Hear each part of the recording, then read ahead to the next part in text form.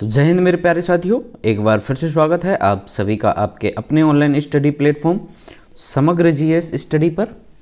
कैसे हैं आप सब लोग?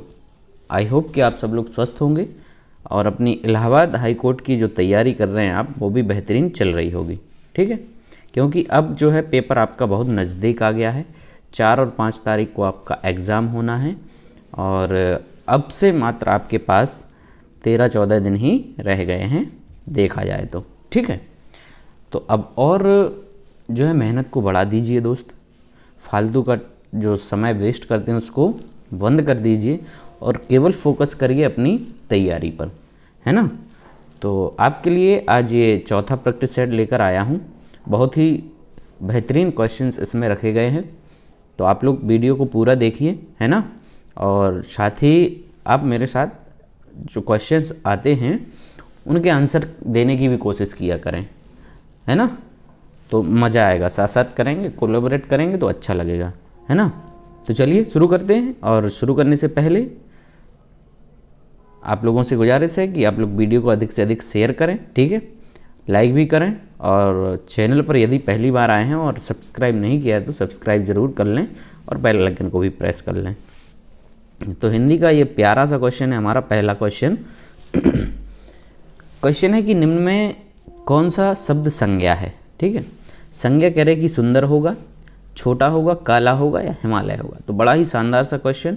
क्या होगा हमारा? संज्ञा किसी वस्तु, स्थान, प्राणी या भाव के नाम को हम लोग संज्ञा कहते हैं। ठीक है, हैं तो यहाँ पर हिमालय जो है नाम हो गया आपका पर्वत का। तो राइट आंसर हो गया ऑप्शन नंबर डी। अगला क्वेश्चन है, कह रहे शु प्लस उक्ति की संधि से शब्द क्या बनेगा। शु प्लस उक्ति की संधि से शब्द क्या बनेगा? तो शब्द तो आपका बनेगा क्या? ऑप्शन नंबर सी, सूक्ति। ठीक है, और संधि हो जाएगी आपकी इसमें दीर्घ संधि। कौन सी होगी? दीर्घ होगी। तो राइट आंसर क्या हुआ? सी वाला हो गया। तीसरा देख लीजिए, सरस का विलोम शब्द है। सरस का विलोम शब्द क्या होता है? ठीक है, सरस मतलब रस सहित, जिसमें क्या हो? रस हो।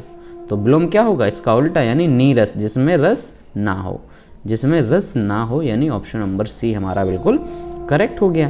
फोर्थ क्वेश्चन देख लीजिए। क्वेश्चन फोर्थ है कि हिंदी भाषा में कितने अर्धस्वर होते हैं। तो आपको मैंने पिछले सेट में बता भी दिया था अर्धस्वर कौन कौन से होते हैं, शायद आपको याद होगा। बताइए आप लोग क्या होगा इसका आंसर? तो इसका आंसर होगा आपका या और वा जो है आपके अर्धस्वर होते हैं। ठीक है, तो हिंदी भाषा में 2 अर्धस्वर होते हैं। राइट आंसर हो गया आपका ऑप्शन नंबर ए। 5वां देख लीजिए, सूर्य का पर्यायवाची है सूर्य। ठीक है, सूर्य का पर्यायवाची क्या है? भास्कर होगा, पुष्कर होगा, सुधाकर होगा या निशाकर होगा। ठीक है, तो सूर्य का पर्यायवाची होता है, हम सभी जानते हैं, भास्कर होता है दोस्त। राइट आंसर क्या हो गया? Option number A. बहुत ही शानदार क्वेश्चन हैं इसमें दोस्त, बने रहिए, मज़ा आएगा आपको भी सेट लगाने में, लगेगा आपको कि हाँ मैं एग्ज़ाम दे रहा हूँ। छठा क्वेश्चन, सब कुछ जानने वाला के लिए सही विकल्प चुनिए। ठीक है, जो व्यक्ति सब कुछ जानता हो, ठीक है, उस वाक्यांश के लिए जो एक शब्द होता है वो क्या होता है? होता है मेरे दोस्त सर्वज्ञ होता है। क्या होता है? सर्वज्ञ होता है। तो राइट आंसर हो गया ऑप्शन नंबर बी। ठीक है ना। चलिए 7वां क्वेश्चन, राष्ट्र शब्द का विशेषण क्या होगा। राष्ट्र शब्द का विशेषण क्या होगा? तो राष्ट्र शब्द का विशेषण होता है आपका राष्ट्रीयता। क्या होगा? राष्ट्र शब्द का विशेषण राष्ट्रीयता नहीं, राष्ट्रीय होगा। ठीक है, बता दिया करें आप लोग, जहाँ आपको लगता कि गुरुदेव कुछ गलत कह रहे हैं तो आप लोग भी जरूर बता दिया करें। ठीक है, तो राइट आंसर क्या हो गया? Option number B. 8वां है कि स्वागत का संधि विच्छेद है। स्वागत का संधि विच्छेद क्या होता है? तो स्वागत का संधि विच्छेद होता है आपका शु प्लस आगत। शु प्लस आगत। राइट आंसर हो जाएगा आपका ऑप्शन नंबर डी। अब कमेंट करके ज़रूर बताने कि स्वागत में संधि कौन सी होगी। स्वागत में संधि कौन सी होती है, कमेंट ज़रूर करना, मैं भी तो देखूं आपकी तैयारी कैसी चल रही है। 9वां क्वेश्चन, नीचे दिए गए मुहावरे का सही अर्थ बताओ। आकाश छूना। आकाश छूना कह रहे मुहावरे का सही अर्थ क्या होगा? ठीक है, जोड़ लगाना, दोहरा लाभ, बहुत ऊंचा होना या लंबा होना। ठीक है, तो आकाश छूना का जो अर्थ होगा वो होता है बहुत ऊंचा होना। सी यहाँ पर बिल्कुल राइट आंसर हो जाएगा। 10वां क्वेश्चन देख लीजिए, समूह से अलग शब्द पर निशान लगाओ।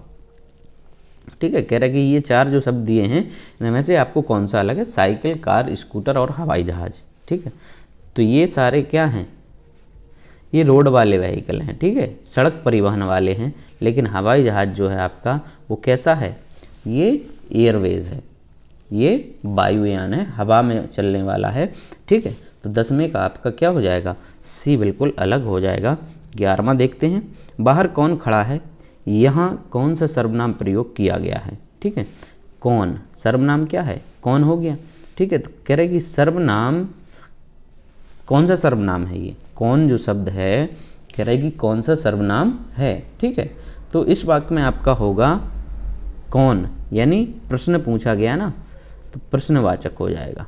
क्या होगा? प्रश्नवाचक हो जाएगा। राइट आंसर हो गया ऑप्शन नंबर बी। 12वां देखते हैं, संयुक्त व्यंजन 6 के निर्माणक हैं। ठीक है, तो संयुक्त व्यंजन हैं आपके छ, त्रा, ज्ञा। ठीक है, ये कह रहे हैं कि इनके निर्माणक कौन से हैं। ठीक है, छा का पूछा है तो का और प्लस सा से मिलकर आपका बनता है, क्या बनता है? संयुक्त व्यंजन। तो ये का और ये सा है आपका षटकोण वाला। ठीक है, याद रखना है, कंफ्यूज नहीं होना है। 13वां, निम्न में से एक वचन शब्द बताइए। एक वचन, एक वचन नारियां, नारियां नहीं होगा। तारे ये भी नहीं होगा। छात्रों ये भी नहीं होगा। प्रियतम आपका बच जाता है डी वाला, जो कि हमारा बिल्कुल राइट आंसर हो गया। 14वां देखिए, त्रिभुज में कौन सा समास है? ठीक है, त्रिभुज यानी 3 भुजाओं का आपका 3 भुजाओं से घिरा हुआ क्षेत्र क्या कहलाता? त्रिभुज कहलाता है। ठीक है, तो संख्यावाची पद हो गया, 3 भुजाओं से घिरा हुआ क्षेत्र, 3 भुजाओं से, है ना, तो संख्यावाची में आपका हो जाता है द्विगु समास। राइट आंसर हो गया ऑप्शन नंबर ए। 15वां, अग्नि शब्द का पर्यायवाची क्या है? अग्नि का, अग्नि के पर्यायवाची हम सब जानते हैं, आग, आग होता है, अनल होता है, पावक होता है। तो बी हमारा यहाँ पर मिल गया आपको पावक। ठीक है ना, चलिए 16वां देखिए, विद्वान शब्द का स्त्रीलिंग शब्द है। विद्वान शब्द का स्त्रीलिंग शब्द क्या होगा? विद्वान। ठीक है, तो विद्वान का स्त्रीलिंग क्या हो जाएगा आपका?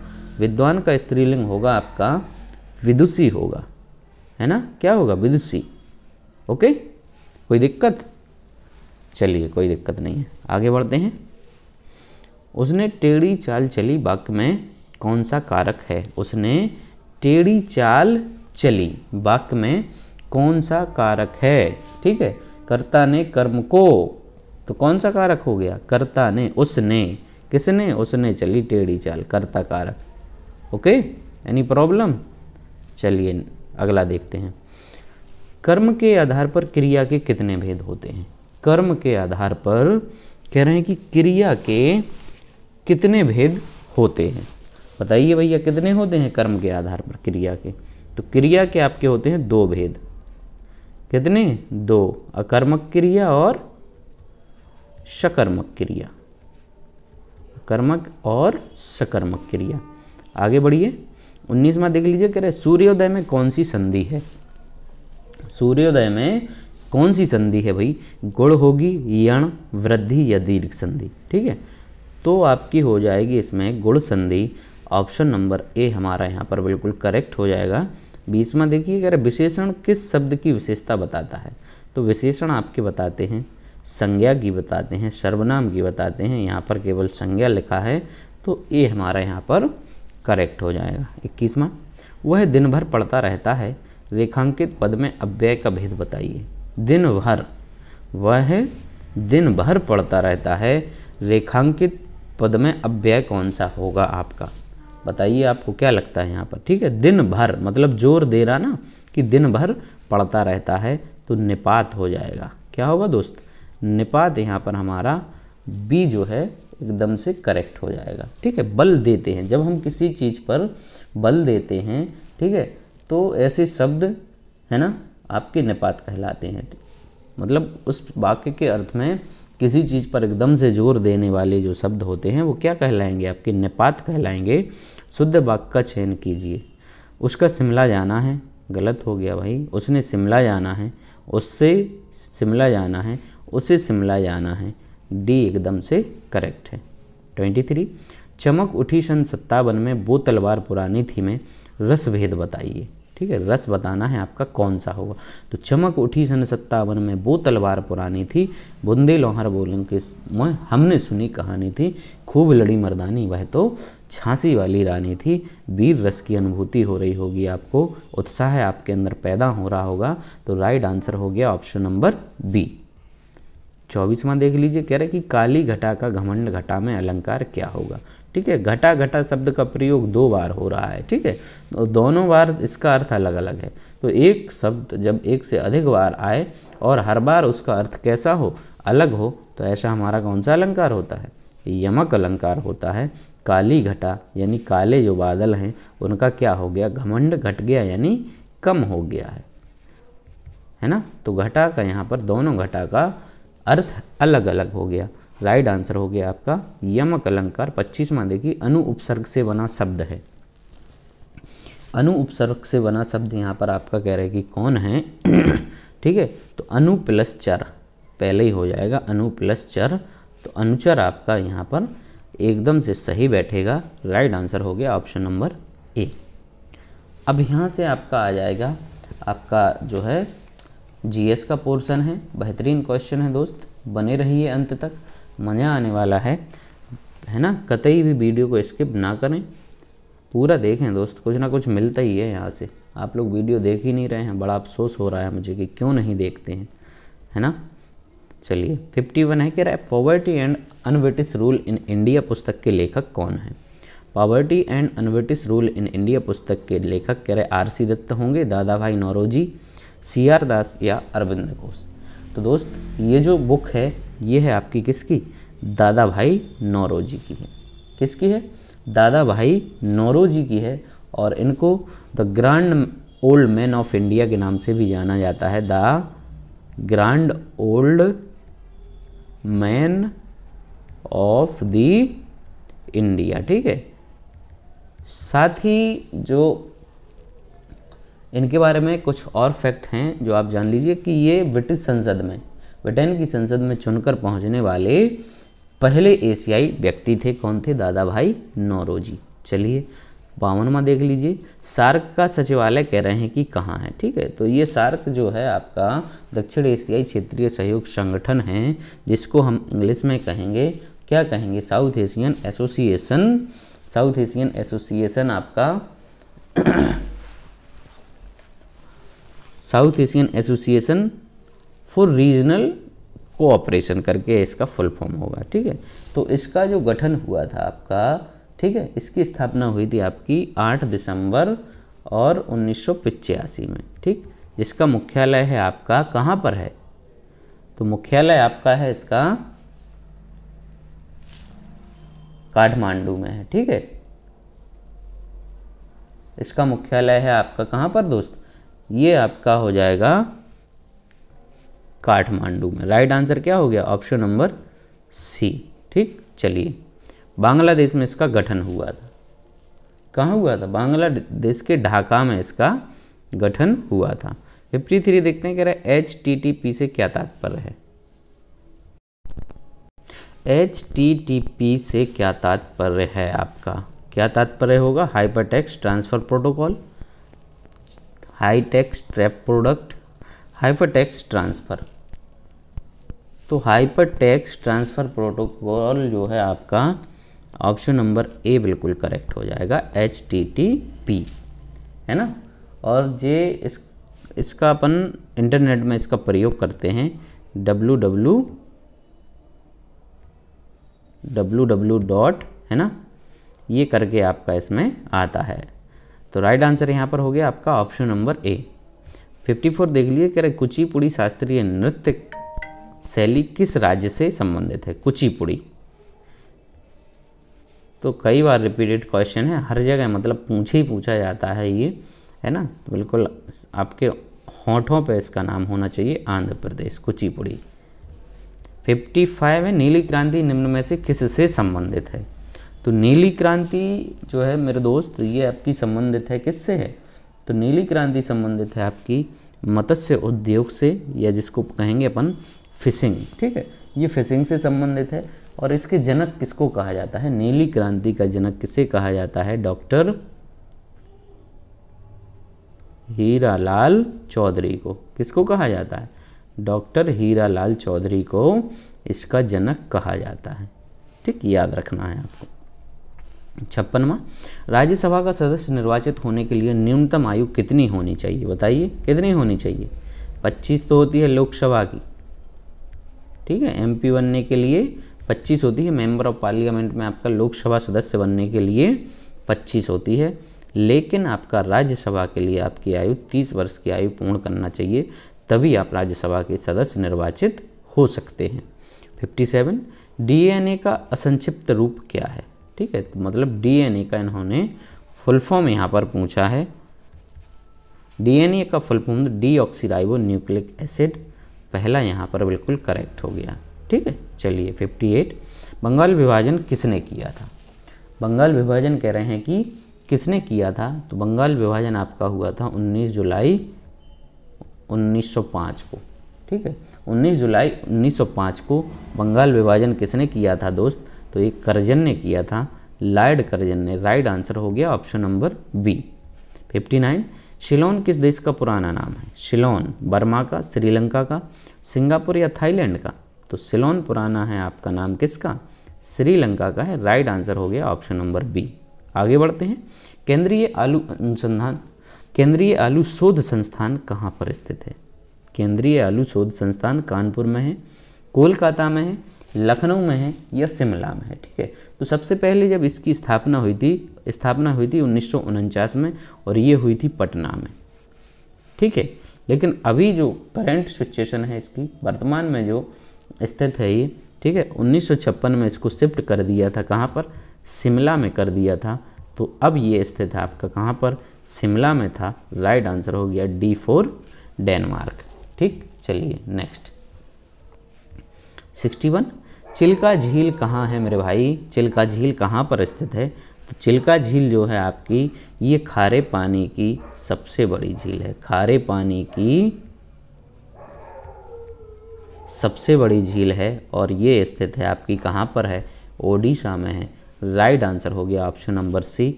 62 देखेंगे, निम्न में से कौन से देश का लिखित संविधान नहीं है? ठीक है, कहाँ का नहीं है? फ्रांस का, बेल्जियम का, रूस या इंग्लैंड का, ठीक है। तो इंग्लैंड का जो संविधान है वो लिखित नहीं है, वो वहाँ की जो परंपराएं हैं, ठीक है, परंपराएं और करंट जो सिचुएशंस होती हैं उनके आधार पर वहाँ पर आपका देश वो चल रहा है। इनका कोई भी लिखित संविधान नहीं है।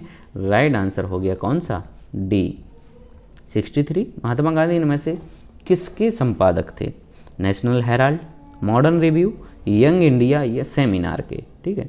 तो यहाँ पर जो पत्रिका है आपकी यंग इंडिया, इसका संपादन किसके द्वारा किया जाता था? तो ये महात्मा गांधी के द्वारा किया जाता था। उन्होंने 1919 से लेकर 1931 तक, ठीक है, इसका प्रकाशन किया और ये इंग्लिश में आती थी, ठीक है। साप्ताहिक ये पत्रिका होती थी इंग्लिश की।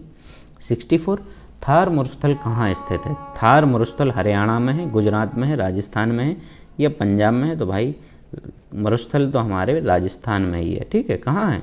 सी हो जाएगा सही। 65वां देख लीजिए, कह रहे जैन धर्म के संस्थापक कौन है? ठीक है, जैन धर्म के संस्थापक जो वास्तविक संस्थापक माना गया है वो महावीर स्वामी को माना गया है, लेकिन जो पहले जैन धर्म के संत हैं वो कौन है? जैन धर्म के पहले, तो वो ऋषभदेव हैं। ऋषभदेव है, मतलब इनमें तीर्थंकर होते हैं, तो पहले तीर्थंकर हो गए आपके ऋषभदेव, ठीक है। तो वैसे संस्थापक तो ये कहलाएंगे ऋषभदेव, लेकिन जो वास्तव में जैन धर्म की जो संस्थापना की है वो आपके महावीर स्वामी ने की है, इसलिए महावीर स्वामी को इसका संस्थापक माना जाता है, ठीक है। 66वां दिल कह रहे प्रथम बौद्ध संगति का आयोजन निम्नलिखित में से किसके शासनकाल में हुआ था? तो प्रथम बौद्ध संगति का आयोजन हुआ था आपका किसके शासनकाल में हुआ था? तो ये हुई थी आपकी किसके? अजातशत्रु के शासनकाल में। किसके शासनकाल में दोस्त? अजातशत्रु के शासनकाल में हुई थी 483 ईसा पूर्व। आगे बढ़िए। मनुष्य का मस्तिष्क कितने भागों में विभाजित होता है? क्या लगता है आपको कितने में होना चाहिए भाग? मनुष्य का मस्तिष्क होता है आपका 3 भागों में। अग्रभाग होता है, मध्य भाग होता है और एक पश्च भाग होता है। ठीक है। हार्ट होता है आपका 4 भागों में। 4 चैम्बर्ड हार्ट होता है मनुष्य में। ठीक है। तो यहाँ पर आपका पूछा गया है क्या? यहाँ पर पूछा है आपका मस्तिष्क, जो कि 3 भागों में आपका विभाजित होता है। बी यहाँ पर बिल्कुल सही हो गया। 68, पीतल मिश्र धातु के मुख्य घटक कौन से हैं? पीतल कह रहे हैं कि किन किन धातुओं से मिलकर बनता है? तो ये आपका बनता है तांबा से और जस्ता से मिलकर बनता है। राइट आंसर हो गया ऑप्शन नंबर ए। कंफ्यूज हो जाते हैं कई बार, लेकिन ये क्वेश्चन हमें कई बार देखने को मिल जाएगा।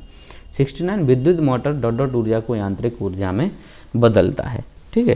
तो विद्युत मोटर जो है आपका किसको, विद्युत ऊर्जा को, किस ऊर्जा को, विद्युत ऊर्जा को ही यांत्रिक ऊर्जा में बदलता है। डी आपका बिल्कुल करेक्ट हो गया। 70वां देखिए, राष्ट्रीय प्रतीक में लिखा सत्यमेव जयते कहाँ से लिया गया है? सत्यमेव जयते अर्थात सत्य की ही सदैव विजय होती है, ये लिया गया आपका मुंडकोपनिषद से। कहाँ से लिया गया? ये जो वाक्य है सत्यमेव जयते मुंडकोपनिषद से लिया गया है। राइट आंसर हो गया ऑप्शन नंबर सी। 71, यूरोप और एशिया के मिले हुए बड़े भूभाग को क्या कहते हैं? तो यूरोप और एशिया का जो भाग मिला हुआ है बड़ा वाला, कह रहे हैं कि उसको क्या कहते हैं? उसको कहा जाता है मित्र यूरेशिया। सी जो मेरे भाई है बिल्कुल करेक्ट आंसर हो गया। 72, भारतीय संविधान का जनक किसे कहा जाता है? ये काफ़ी ज्वलंतशील मुद्दा अभी आपका बना हुआ है। हमारे जो गृह मंत्री हैं अमित शाह जी, उनके द्वारा अभी एक संसद में कमेंट कर दिया गया है, जिसको लेकर हंगामा चल रहा है पक्ष, जो आपका सत्ता पक्ष और विपक्ष के बीच में। ठीक है। तो आप इस मैटर से, ये करंट का है, भली भांति परिचित होंगे। और ये सारा जो कांड चल रहा है डॉक्टर BR अम्बेडकर साहब के सम्मान की लड़ाई, विपक्ष वाले कह रहे हैं कि हम लड़ रहे हैं, लेकिन सत्ता पक्ष कह रहे हैं कि ये इन्होंने कभी इनका जो है अम्बेडकर साहब को इन्होंने माना नहीं है, लेकिन ये वोट बैंक की खातिर अब ये सारा ड्रामा कर रहे हैं। ठीक है। तो संविधान का जनक इनको कहा जाता है, डॉक्टर भीमराव अम्बेडकर को। अगला क्वेश्चन देख लीजिए। 73, भोर का तारा किस ग्रह को कहते हैं? भोर का तारा कह रहे किसको कहेंगे? शुक्र ग्रह को, शनि को, पृथ्वी को या बृहस्पति को? तो भोर का तारा जो है कहा जाता है किसके लिए? शुक्र ग्रह के लिए कहा जाता है। यह जो है सबसे चमकीला ग्रह है। कैसा है? सबसे चमकीला ग्रह है। राइट आंसर हो गया option number A. 74, statue of liberty. Statue of liberty कहाँ पर अवस्थित है? ठीक है। तो स्टैचू ऑफ लिबर्टी जो स्थित है आपकी, ये अमेरिका के न्यूयॉर्क शहर में स्थित है। राइट आंसर हो गया ऑप्शन नंबर ए, है ना। राइट आंसर क्या हो गया? ऑप्शन नंबर ए हो गया। 75वां देखते हैं, निम्नलिखित में से कौन सा शहर गुलाबी नगरी के नाम से जाना जाता है? तो अभी आपने एक न्यूज़ पढ़ी होगी, आपका वहाँ पर एक LPG का जो है ट्रक, LPG का ट्रक जो कैप्सूल होता है ना एक, वो यहाँ पर 2 ट्रकों के बीच टक्कर होने से ब्लास्ट हो गया। काफ़ी लोग इसमें अपनी जान गंवा बैठे हैं। कहाँ पर? जयपुर में है ये। तो गुलाबी नगरी कहा जाता है जयपुर को। राइट आंसर हो गया ऑप्शन नंबर डी। और ये जो घटना जयपुर में ही हुई। तो ये आपका था किसका? हाँ, तो ये आपका चौथा प्रैक्टिस सेट पूरा कंप्लीट हो गया दोस्त। कल फिर मिलेंगे 5वें प्रैक्टिस सेट के साथ। तब तक के लिए आप अपना ध्यान रखिए। धन्यवाद।